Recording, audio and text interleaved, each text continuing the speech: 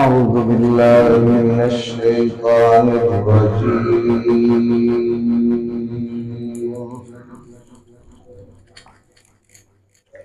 بسم الله الرحمن الرحيم.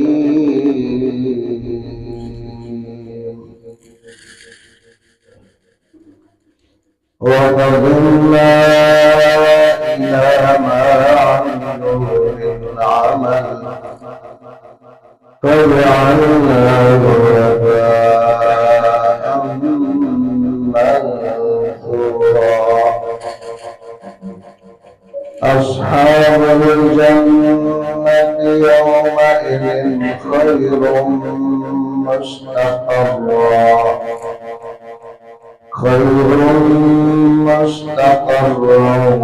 وأحسن مقيلا. ويوم تشقق السماء بالغمام ونزل الملائكة تنزيلا. صدق الله العظيم.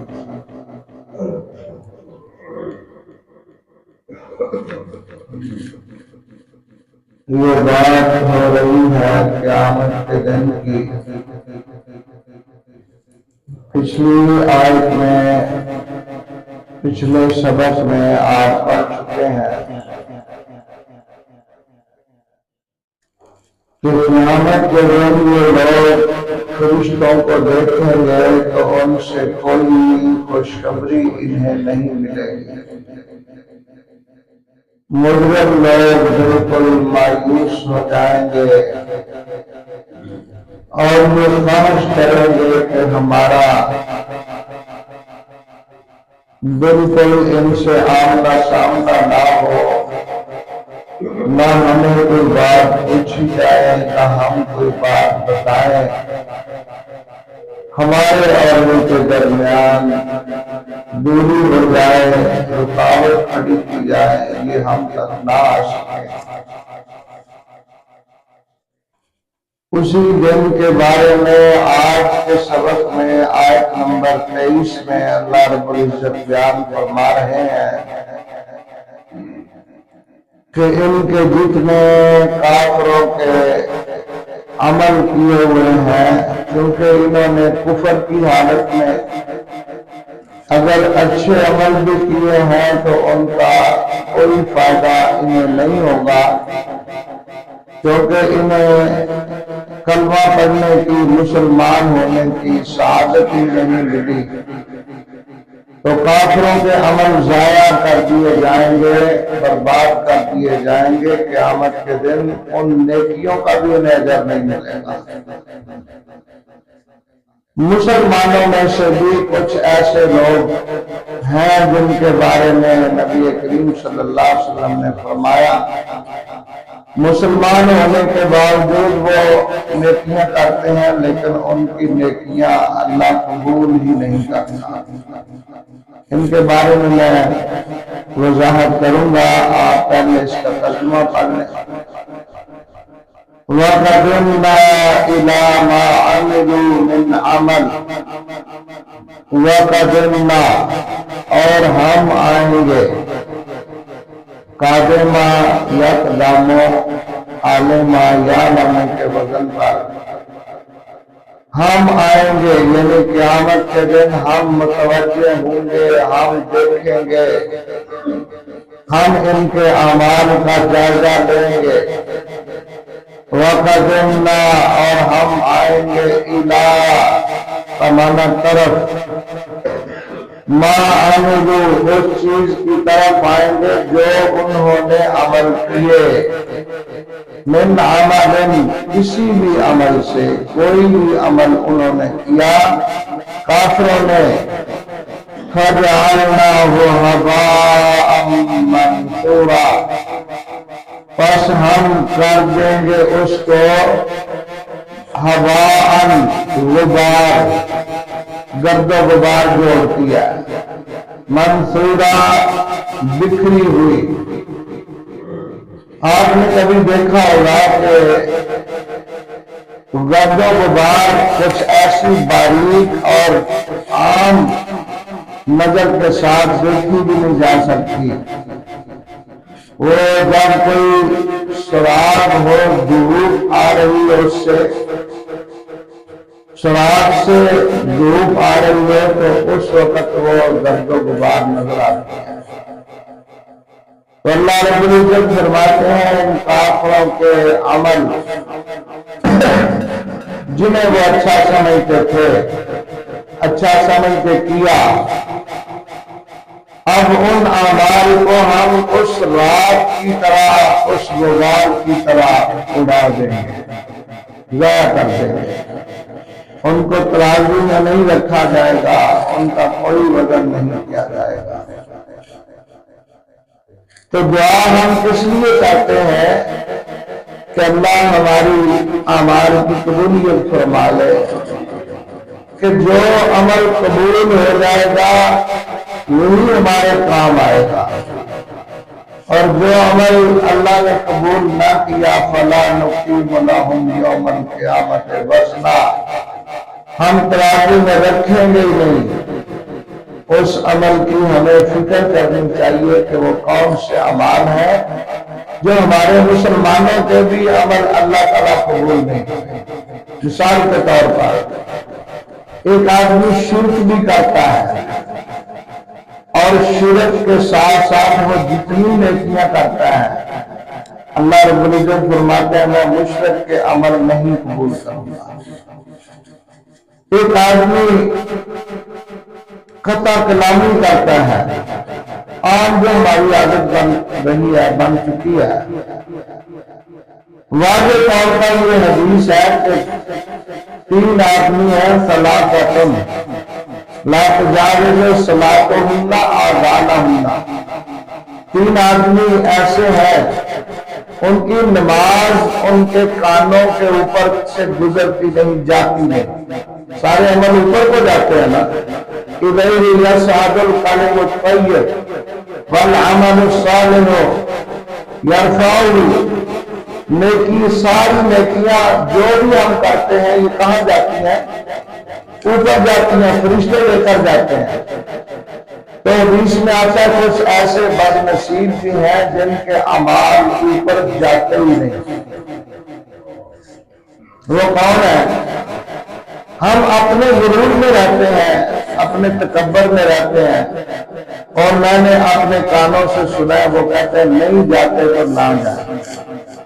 اس کا مطلب یہ ہے کہ آپ اتنے مامے کا بن گئے ہیں کہ آپ کو اللہ کی اس پکڑ سے بھی کوئی ڈر نہیں کہ اگر میرے قبول نہ ہوئے تو میرا حشر کیا ہوگا۔ آپ اتنے متکبر بن گئے ہیں۔ کیا پاور ہے آپ کے پاس، کیا طاقت ہے آپ کے پاس؟ اللہ ہمارے حال سے رحم فرمائے۔ اتنا بھی آگے نہیں بڑھ جانا چاہیے کہ آپ جلدی عذاب، کافر جو ہوتے تھے وہ کہتے تھے نو عذاب کہاں ہے، اور وہی روش ہماری بن چکی ہے۔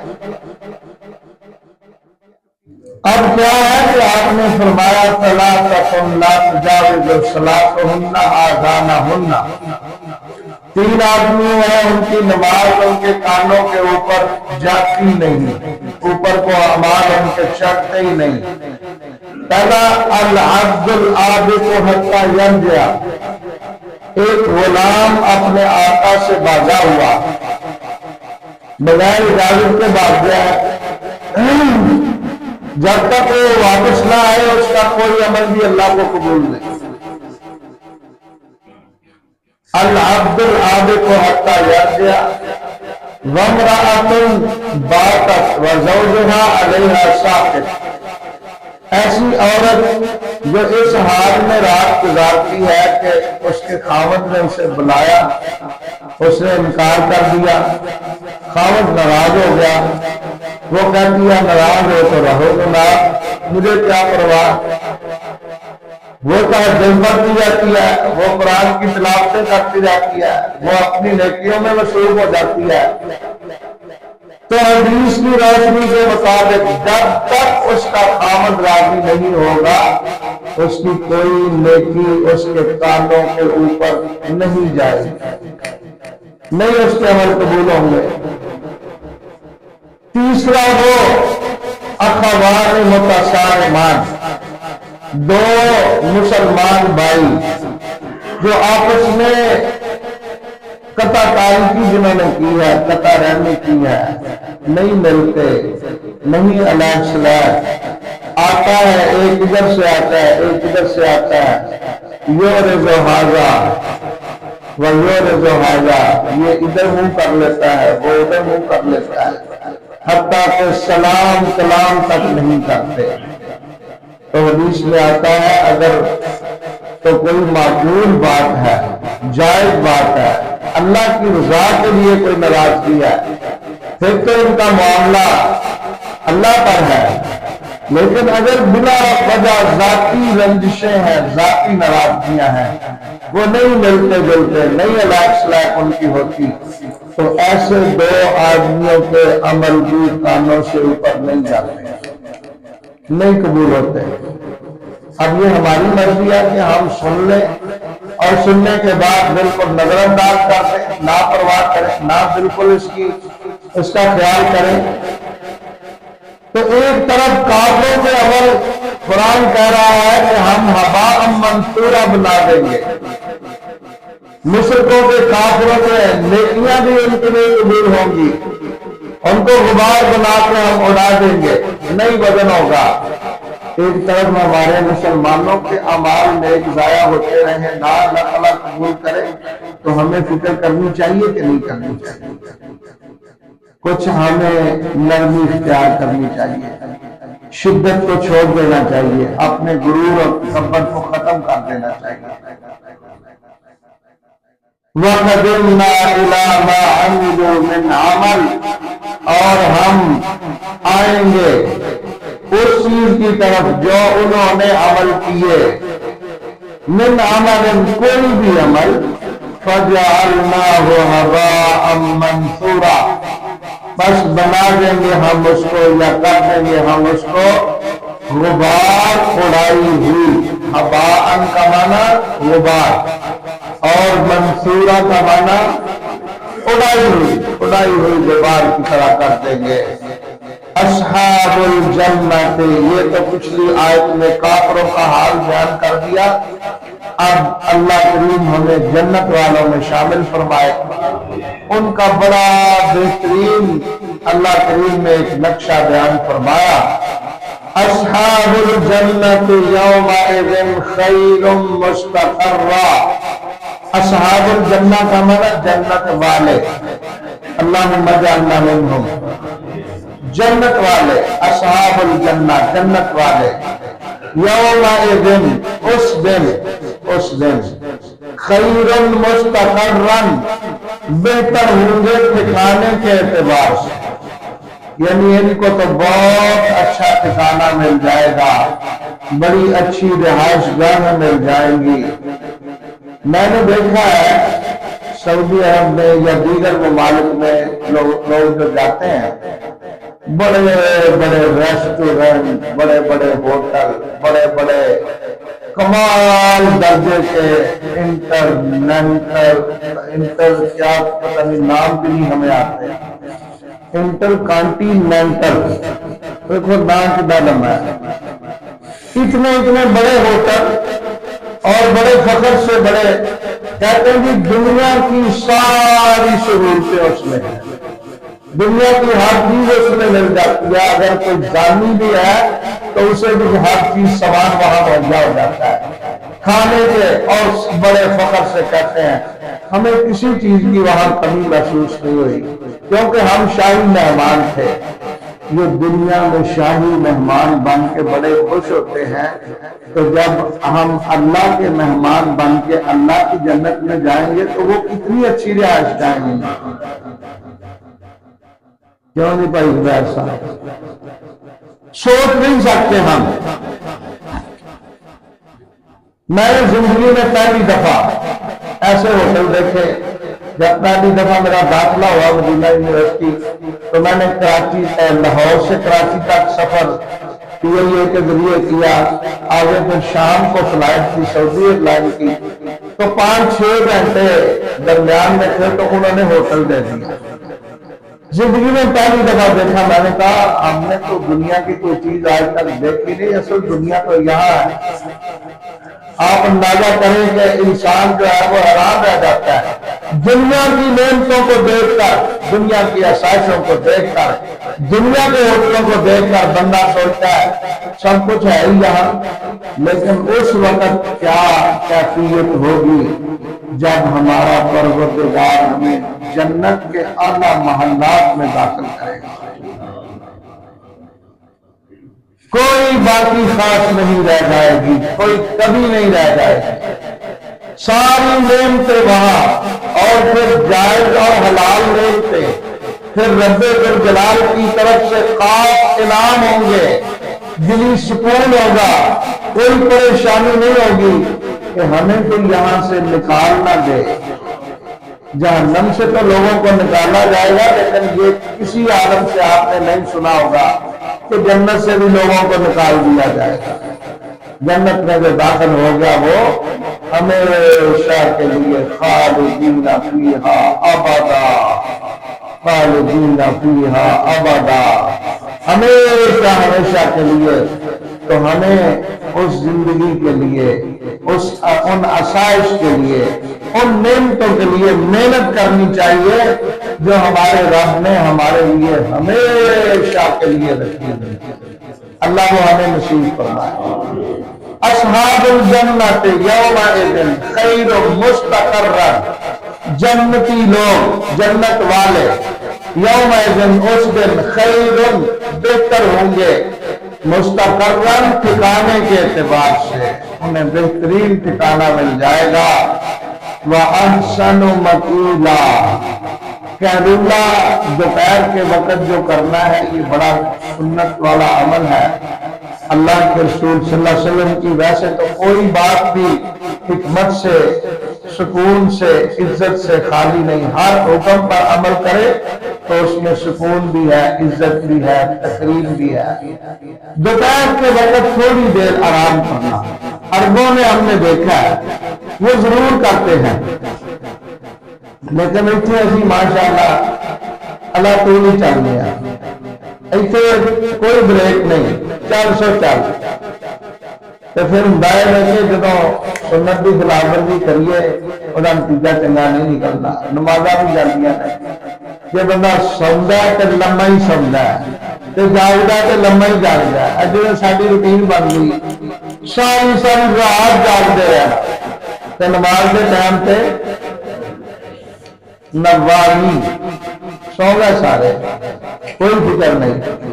نبی کریم صلی اللہ علیہ وسلم کی سنت پہ سونے میں، جاگنے میں، کام کرنے میں، کھانے میں، پینے میں، ہر عمل میں ہمیں سنت کو مد نظر رکھنا چاہیے، اور جب سنت کے مطابق ہر کام کریں گے تو اللہ کی طرف سے برکت ہی برکت ہو جائے گا۔ حتیٰ کہ میں نے پڑھا ہے ایک نیک آدمی، ایک دین کا علم پڑھنے پڑھانے والا آدمی، پھر اگر سو بھی جاتا ہے تو اس کا سونا بھی عبادت بن جاتا ہے۔ وہ سویا ہوا ہوتا ہے، پھر اس کی نیکیاں لکھتا ہے۔ میں نے حافظ عبدالسلام خطوی صاحب کو کی ایک ویڈیو دیکھی، ان کی سوئے ہوئے ہیں، آپ یقین کریں آپ میں سے بھی دیکھی ہوگی بعض دوستوں نے، وہ سوئے ہوئے ہیں تو قرآن پاک کی تلاوت کر رہے ہیں، نیند کی حالت میں قرآن پاک کی تلاوت کر رہے ہیں۔ تو اللہ کریم ہمیں سنت کے مطابق ہر عمل کرنے کی توفیق عطا فرمائے۔ اصحاب الجنت، جنت والے، یومئذ اس دن خیر مستقرا، بہتر ہوں گے ٹھکانے کے اعتبار سے، وَأَحْسَنُ مَقِيلًا، اور اچھے ہوں گے آرام کے اعتبار سے۔ مقیلہ کا معنی یہاں کیا ہے؟ جو قیلولہ کرنا، تھوڑی دیر کے لیے آرام کرنا، اس لحاظ سے بھی وہ بہت اچھے ہوں گے، یعنی انہیں سکون ہی سکون ملے گا۔ کتنا وہ بندہ سمجھدار ہے جس کے سامنے دو چیزیں رکھ دی جائیں اور اسے کہا جائے کہ یہ چیز اس کی کوئی گارنٹی نہیں ہے، یہ بالکل کچی ہے، ناپختہ ہے، اس کا کوئی اعتبار نہیں، ٹوٹ جائے گی، جل جائے گی، سڑ جائے گی، اور یہ چیز ہے اس کی مکمل ہم گارنٹی دیتے ہیں، اگر کوئی خرابی ہو بھی گئی تو ہم نہیں آپ کو دے دیں گے، تو آپ کون سی چیز خریدیں گے؟ مضبوط گارنٹی والی۔ تو ہماری آخرت کی زندگی کی گارنٹی کون دے رہا ہے؟ ہمارا رب دے رہا ہے نا۔ اللہ ہمیں وہ آخرت نصیب فرمائے۔ اسی لیے نبی کریم صلی اللہ علیہ وسلم نے صاف صاف اپنی امت کو بتا دیا، نہ اچھے کھانے پسند کیے، نہ اچھے لباس پسند کیے، نہ اچھے محلات پسند کیے۔ آپ نے فرمایا یہ عارضی ہے، میری امت کے لوگوں یہ عارضی ہے۔ اور جب کسی نے کیسر و کسریٰ کے بادشاہوں کا ذکر کیا تو یا رسول اللہ صلی اللہ علیہ وسلم ہم نے ان کی ٹھاٹ بات دیکھی، ان کے شاہانہ کھانے دیکھے، ان کے شاہانہ لباس دیکھے، تو ان کو بھی دیکھا اور آپ کو بھی دیکھا۔ وہ تو دنیا کے بادشاہ ہیں، آپ دونوں جہانوں کے بادشاہ ہیں، آپ اللہ کے محبوب ترین انسان ہیں، تو آپ کو اللہ تعالیٰ نے دنیا کیوں نہیں دی؟ آپ فاقے، آپ پھٹے پرانے کپڑے پہنتے ہیں، اپنا جوتا ٹوٹ جاتا ہے تو خود مرمت کرتے ہیں، آپ بالکل چھوٹے چھوٹے حجروں میں رہ رہے ہیں، آپ دونوں جہانوں کے بادشاہ، اللہ کے محبوب ترین ہیں۔ تو نبی کریم صلی اللہ علیہ وسلم نے جواب کیا دیا؟ یہ جواب ہم سب کے لیے سمجھنے والا ہے۔ آپ نے فرمایا لہم فی الدنیا ولنا فی الآخرہ، ان کے لیے دنیا میں یہ ٹھاٹ بات عارضی ہے، ہمارے لیے اللہ نے آخرت میں مستقل نعمتیں رکھی۔ تو اللہ ہمیں وہ نعمتیں نصیب فرمائے۔ اصحاب الجنت یومئذ خیر مستقرا، جنت والے اس دن بہتر ہوں گے ٹھکانے کے اعتبار سے، وَأَحْسَنُ مَقِيلًا، اور اچھے ہوں گے آرام کے اعتبار سے، یعنی انہیں آرام بھی، سکون بھی پوری طرح مل جائے گا۔ میرے ذہن میں ایک بات آخر میں آئی ہے، ہم الحمدللہ قرآن سے بھی پیار کرتے ہیں، شوق سے آپ بیٹھے ہیں کہ مجبوری سے؟ اللہ کے فضل و کرم سے آپ شوق سے بیٹھے ہیں، آپ کو کسی نے زبردستی نہیں بٹھایا، شوق سے قرآن کا شوق اللہ نے آپ کو دیا، نماز کا شوق دیا، گھروں سے ماشاءاللہ بڑی محبت سے پیار سے آپ آتے ہیں، تو اللہ کریم فرماتے ہیں ایسے بندوں سے میں بھی پیار کرتا ہوں، جو میرے قرآن سے پیار کرتے ہیں، میری مسجدوں سے پیار کرتے ہیں، ان سے میں بھی پیار کرتا ہوں۔ تو اللہ کرے ہم اپنے رب کے محبوب بندوں میں شامل ہو جائیں، تو پھر منظر کیا ہوگا بڑا؟ آپ میں سے، ہم میں سے انشاءاللہ ہر ایک کا بہترین جنت میں اللہ کریم محلہ میں عطا کرے گا۔ تو دل میں خواہش ہوگی کہ آج ہم میاں صاحب سے ملنے جا رہے ہیں، آج فلاں بھائی سے ملنے جا رہے ہیں، آج ہم فلاں بیٹے سے ملنے جا رہے ہیں، تو اتنی پرسکون زندگی ہوگی، کوئی ہمارے دماغوں پر پریشر نہیں ہوگا، کوئی ڈر نہیں ہوگا، کوئی خوف نہیں ہوگا، اور اس کی پکی اور مضبوط دلیل یہ ہے کہ میں اپنی طرف سے نہیں کہہ رہا، خود ہمارا رب ہمیں فرما رہا ہے لا خوف علیہم ولا ہم، مور لگ گئی نا۔ اللہ کریم فرماتا ہے میرے بندو جب میری جنت میں آ جاؤ گے تو سارے خوف ہی ختم ہو جائیں گے، سارے غم ہی ختم ہو جائیں گے، نہ کبھی کوئی ایکسیڈنٹ ہونا ہے، نہ کہیں کبھی کوئی ایسی خبر۔ میں جب گھر سے نکلتا ہوں نا صبح فجر کی نماز کے لیے، آپ یقین جانیں بعض دفعہ اس موقع پر فجر کے ٹائم پر جو ٹیلی فون آتے ہیں وہ ٹیلی فون خطرناک ہوتے ہیں، کسی کے فوت ہونے کی اطلاع ہوتی ہے، کسی کے کوئی پریشانی کی اطلاع ہوتی ہے، کسی کے شدید بیمار ہونے کی اطلاع ہوتی ہے، تو ہمارے رب کا ہم پر کتنا فضل ہے کہ اللہ ہمارے دلوں کو، ہماری راتوں کو جو سکون سے گزار دیتا ہے، وہ ہم پر اللہ کا کتنا فضل ہے۔ ورنہ فجر کے وقت ہی مجھے احساس اس لیے ہوتا ہے کہ ادھر حافظ اختر صاحب نے اذان شروع کر دی ادھر میرا بیٹا طلحہ جو تھا وہ تھا شیخو پورا، والد صاحب اسپتال تھے، 1-2 دن صرف اسپتال رہے، تو ادھر سے اذان شروع ہو گئی، ادھر سے بیٹے نے فون کر دیا کہ دادا ابو فوت ہو گئے۔ آپ اندازہ کریں، سب سے پہلی بات جو میرے ذہن میں آئی وہ یہ آئی کہ والد محترم نماز کے لیے اٹھایا تھا، اب کون اٹھائے گا؟